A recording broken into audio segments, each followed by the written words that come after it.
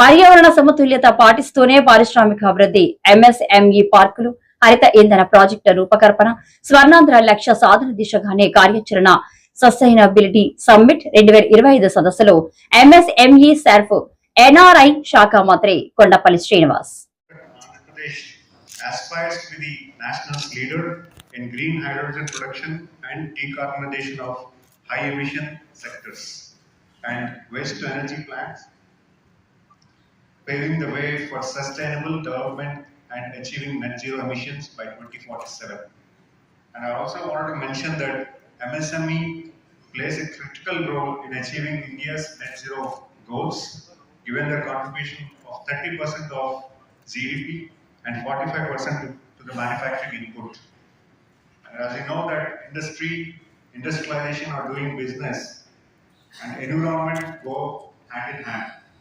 As you know that both together should work in a way that it goes in a sustainable mode, because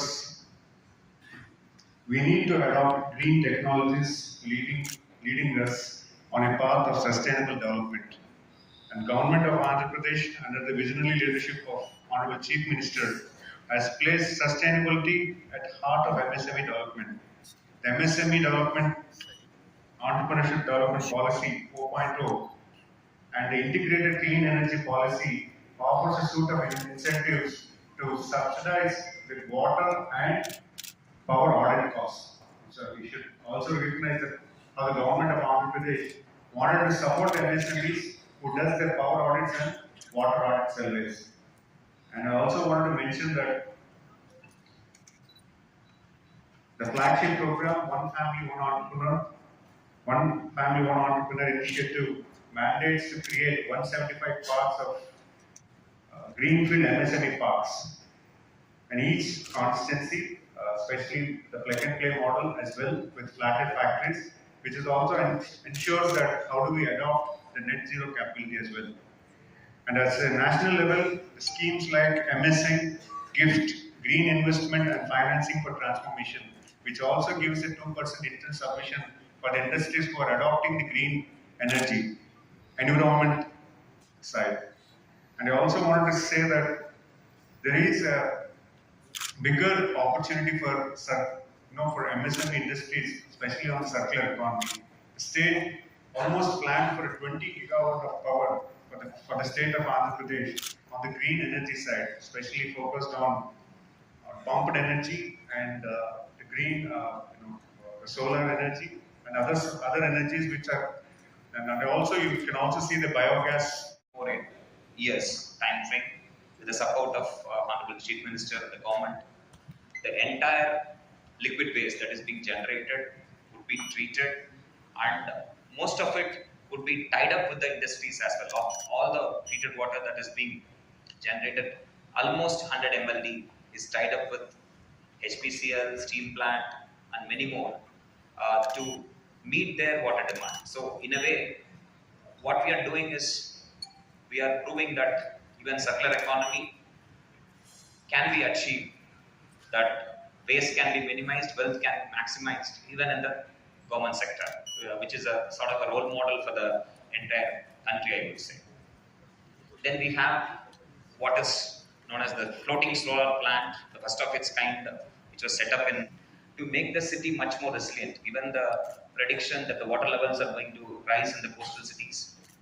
This project, when we put in place, which is proposed with an outlay of around 200 crores, is likely to strengthen the coastal ecosystem and then ensure that the city is safe from any future sea level crisis. Not just the coastal resilience, we are also looking at urban flood risk management mitigation. So even for which we have been aspiring to.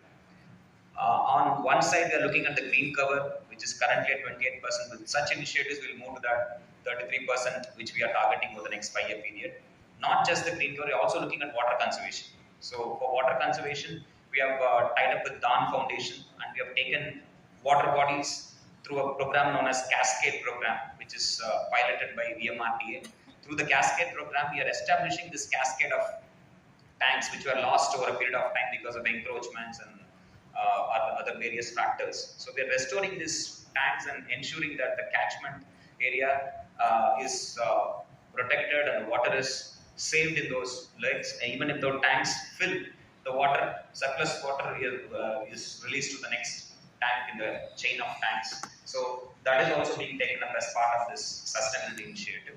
So all these initiatives are part of the grander vision of the Honorable CM, which is nothing but the Swarnandhra vision of 2047. So Swarnandhra will be a reality. Will be a reality only if that growth is sustainable.